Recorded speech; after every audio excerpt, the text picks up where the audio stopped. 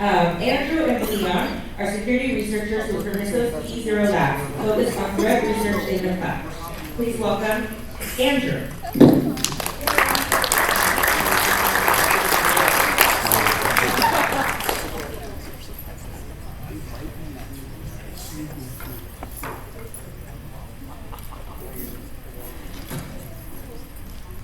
Sorry, give me a second to set up here.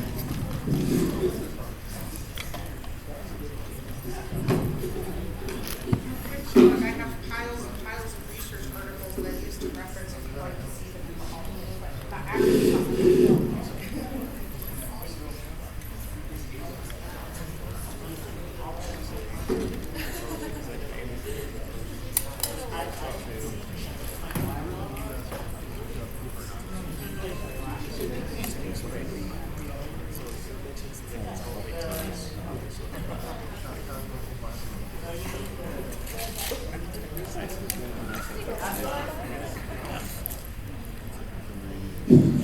Cool. Okay, so this is a little different than a normal presentation. This is, I've got some multimedia elements. I want to do a sound check real quick to make sure. Okay. Okay, cool. Yeah, so, hi, I'm, this is breaking free from the chains of fate. We're going to talk about bypassing the AWSCompromisedKeyQuarantineV2 policy. That's a mouthful. I'm Andrew. My co-researcher, Leon, was supposed to be here and not CrowdStrike related, was not able to make it. It turns out you can't be in two different places at once. So he's giving this presentation somewhere else because we managed to double book ourselves this weekend. Leon has been in the tech industry for about 4 years now. He's done IT work and cybersecurity stuff for telecoms, for banks, as well as working for some MSSPs before he joined our research team at Permiso. Myself, I've been in the tech sector since the dial-up era, and I've been doing some security work since around 2002. I've been a red teamer, incident responder, forensics guy, infrastructure security, AppSec. I'm also one of those weirdos that likes GRC, so yeah. I realized that there's a lot of presentations here for practitioners, so I decided I would try to put something together for all the threat actors in the audience. I'm going to teach you all of the fun things that you can do when you discover a leaked AWS key and it has been quarantined. So, quick history. RhinoSec, in 2018, they released AWS Escalate.py, along with a very long blog post outlining about 28 different methods for privilege escalation in AWS. Of those 28 methods, when your key gets quarantined, only about 8 are left. And 4 of those are only kind of partially allowed. So we're going to talk about all the different things that you can do with that. Now, folks that have used AWS, who has had a key quarantine? Anybody? Have you leaked a key? I see one. Okay. So the AWS quarantine policy is interesting. It's a deny policy. It gets automatically attached when Amazon detects that your key and its secret component have been leaked. The question about how they do that is a little bit fuzzy. I know that if you post it on GitHub and Pastebin, both, either of those places, they will pick it up pretty quickly. But it's a whole slew of different things that they specifically prevent you from doing with that key once the quarantine has been applied to it. So we're going to pretend today, for the purposes of this, that you have like admin privs. So maybe this is your IT admin's laptop, and the info stealer Trojan has just pulled it into somebody else's hands. Or maybe this is your Terraform key, and your infrastructure as code system has been breached, and that key is out there. So the first thing that's interesting is it only blocks write access. So any read-only policies that you have attached to your IAM users continue to function just fine. You can effectively enumerate anything in the entire cloud environment. So that makes a lot of the rest of this really interesting. Reads, gets, and describes are what Amazon classifies as that read-only access. So when we get into privilege escalation, now that becomes interesting because now we know what's out there. So to start with, you can assume roles. So because it doesn't prevent role assumption, if the identity that the key was tied to is allowed to assume a privileged role, that doesn't go away, which means you can assume that role, you get all of the privileges therein, and then you get to go and have some fun.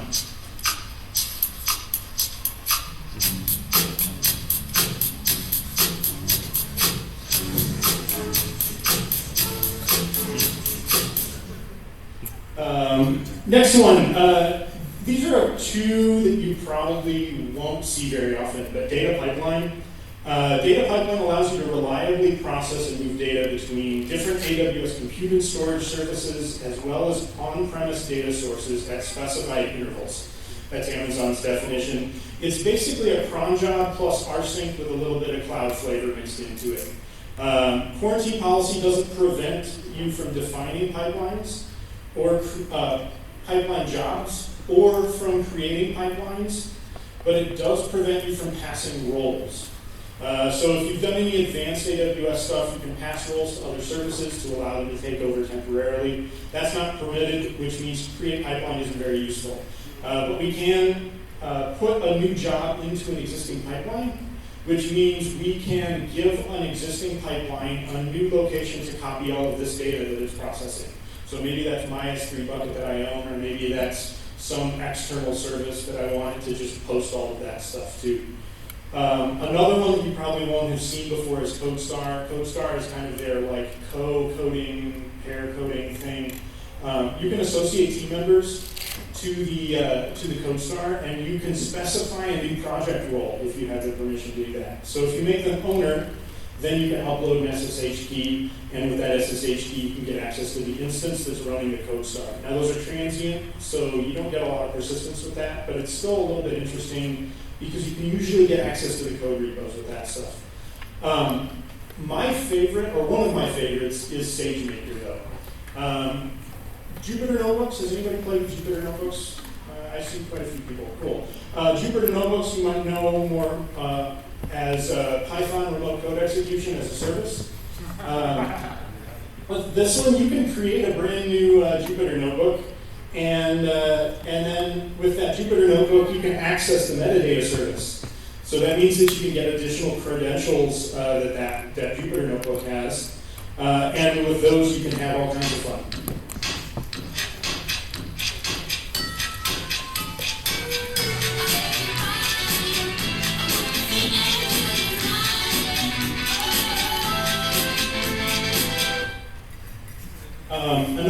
Another cool environment that Amazon has is called Glue. Glue is for ETL work. So this is a lot of structured data manipulation and storage. Effectively, you define your jobs, and then Glue will just go and monitor those things, run them regularly, log everything, and it's kind of a turnkey service once it's set up. But it does have a dev environment that you can use to troubleshoot your Glue environments. So when you do that, you can ask for an instance. And when you ask for the instance, you get an SSH key that allows you to log in and have all kinds of fun in a Linux instance.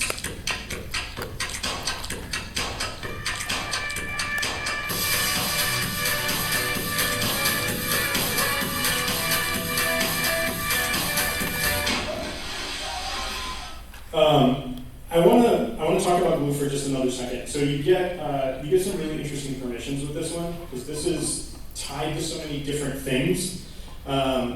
It does allow pass roll, which means in some limited circumstances you can pass specially defined roles to either EC2 instances or other Glue resources. So you can kind of assemble a chain of data flow where you can start to move this data around or grant yourself additional access with very, very small steps. Generally speaking, the amount of additional roles you're going to get beyond what you had to start with isn't going to be significant. But one thing that it does offer is enumeration of S3 buckets. It offers enumeration of all the IAM environments, so users, roles, groups, and policies, and EC2. And then there's an optional permission that some people grant, which is S3 full access, and you get a lot more with that as well. So Gluto is a really interesting thing to explore. Lambdas are the next one I wanted to talk about. With Lambdas, there's a bunch of different moving pieces. A lot of folks use it pretty simply where you upload some code, it gets triggered and runs. This is the serverless code execution piece. If you want to add some kind of reusable components, Lambda allows you to use layers. Layer is a component that gets attached to lots of different Lambdas. And it's also a cross-account resource. So while the permissions that you're given don't allow you to update the function code itself, it does allow you to update the function configuration, which is how you add layers to an existing function. And since it's a cross-account resource, you can create that layer in your own account and make it public. And then update the function configuration on the template or on the target account. So now this Lambda function that already existed in the AWS environment you're looking at now has your layer attached to it. And when you update that function configuration, you also get handed all the credentials. So you get everything from that original account.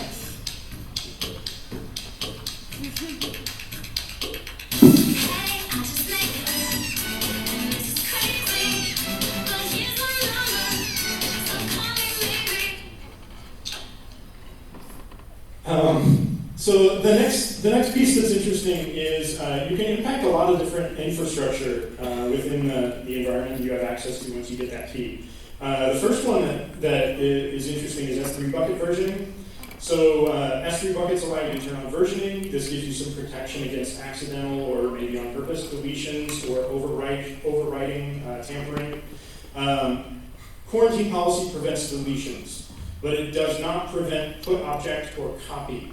And it also allows you to put bucket versioning, which is how you can change that. So you can suspend the bucket versioning, copy or put an object over the top of one that exists, and if you do it 2 or 3 times like we did here, then you've guaranteed that you've overwritten any existing versions as well. And then once you've done that, you've got this bucket with maybe log files overwritten with a bunch of 0-byte files now.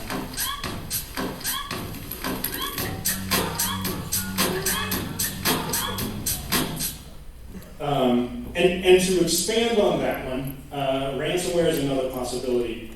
So when configuring the bucket versioning, you can also configure a KMS key that you own. This is another cross-account resource, so it exists in my account and not the target account.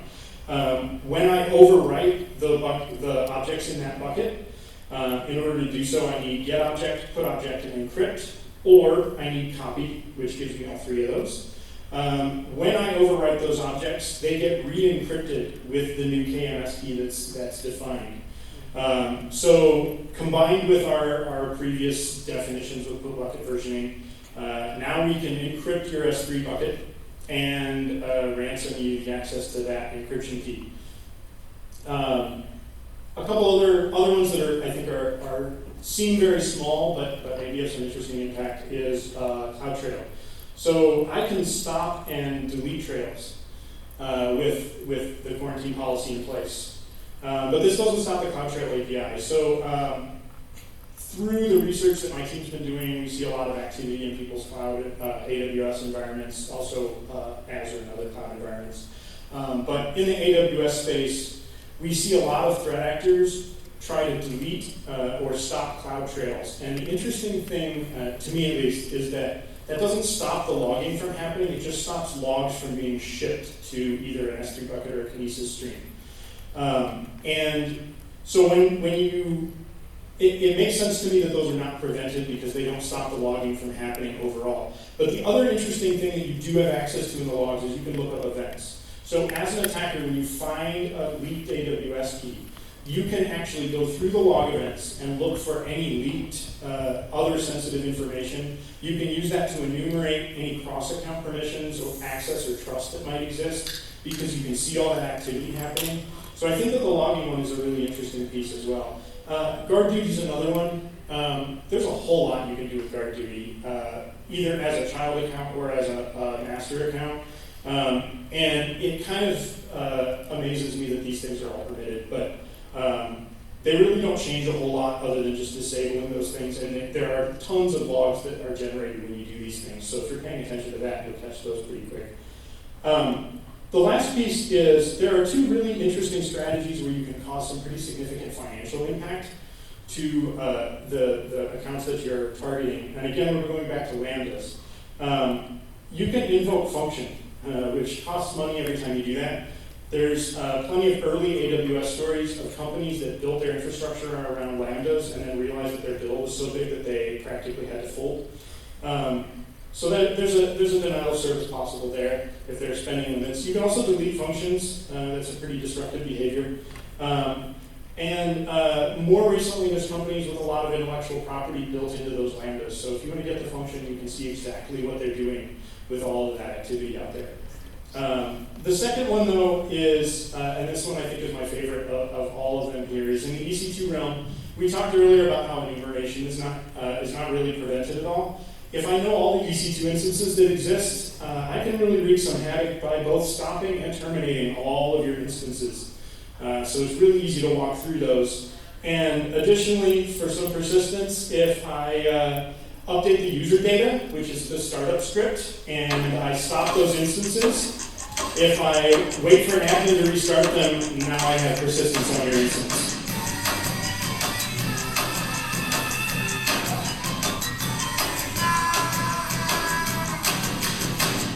So, real quick recap. You can enumerate everything. You can assume roles. You can submit data pipeline jobs, access code star. Those are a lot of places where you see data or source code. You can create Jupyter notebooks. You can access Glue environments, add layers to lambdas, overwrite S3 buckets, disable the versioning. You can stop or delete CloudTrail log shipping, access all the log events, really screw up the guard duty detections, delete a lot of lambdas, stop, destroy, or reconfigure EC2 instances. So there's a whole lot you can do when that quarantine policy is in place. There are some important notes I want to pull up here. First of all, for the responders, when you look at this automation that actually triggers when this quarantine policy is attached, you will see the user attach the policy to themselves, which means that any user that's going to have an access key needs to have the ability to attach user policies or role policies to themselves, which is a really strong permission. So you generally, if you want to protect against this misuse but still allow this automated response, you have to add some extra queries, extra constraints to the permissions for these things if you're going to allow them on there. The second piece is that when this fails to happen, if it tries to trigger and fail, you won't really see it properly in the logs. You will see that user try and fail to attach a policy to itself. And the extra metadata that is normally present in that log will not have any of the information about the policy that's trying to be attached. So it's difficult for you to tell whether an attacker got access to that key and tried to give themselves admin privileges, or if Amazon tried to prevent you from shooting yourself in the foot here. And the last piece, Amazon wants me to tell you, because we submitted this lock to Amazon, and it's really important for them that I tell you that this policy is designed to prevent them from issuing huge refunds to customers that lose their key and get Bitcoin miners spun up. So it's not a panacea, you have to take action. So make sure that you pay attention to your leaked keys. I want to open it up for questions. I know that was really quick. Do we have any questions about how this quarantine key policy stuff works? Yeah. So is the reason that the permissions still exist because they don't want to break the existing functionality? What other reason is there? Yeah, so all the conversations that we had with the Amazon security team, they said they were trying to balance between early customer requests. We leaked a key, a bunch of Bitcoin miners spun up, and now we have a 2-day bill of like tens of thousands of dollars, right? Amazon doesn't want to have to refund those things. So they're trying to stop the most egregious misuses of that key while still allowing your infrastructure to continue to run. But the reality is, with all of these different things that you can still do, there's still a ton of danger. And what we're seeing in the research at Permiso is, we're seeing from our customers that are actively connected, is a key will leak and months will go by before anyone gets around to rotating it, sometimes a year or more. Customers see this, they see this quarantine policy get attached, and they think, okay, cool, Amazon's got my back. But they need to understand that they really don't, and they're not trying to. This goes back to that shared management model that Amazon preaches from the very beginning. So it's really up to you to respond to a leaked key and not rely on any of this stuff to help protect you. So I have a question which is kind of technical. So I have done some engagement checking the permissions and policy of AWS using the product. Mm-hmm. What do you recommend? Any other application that is useful to What's your end goal? what? You want to reduce the permissions that are available to the minimum. You want to see what's out Just a there. risk. When they say that, hey, go ahead and check your AWS, audit it, that Okay. is not what is the risk. I would say that the right strategy is to look, and this is the strategy I take with all of our customers today, is look at CloudTrail, look at some historical record as much as you can really, and look at all of the things that happened from that identity. What are all the different permissions that it uses today? And can you reduce the permission set that it has just to that set? Now, it's a lot of homework and a lot of research because for some of my customers, we need to go back more than a year to see those very narrow use cases where some recurring job that happens once every 6 months uses one extra permission. But that's the strategy for reducing risk in the cloud, right? Is absolute bare minimums. And now there's some new tools that Amazon's put out. There's the new Permission Explorer that lets you look at that, and it tries to do a lot of that homework for you. But that gets you a great start. So take a look at the tools that they've built recently, and they've blogged about because those help a lot too. Yeah. Anything else? Cool. I've got links to the labs team, that's my research team at Permiso, and our blog where we try to be public with all the research that we do.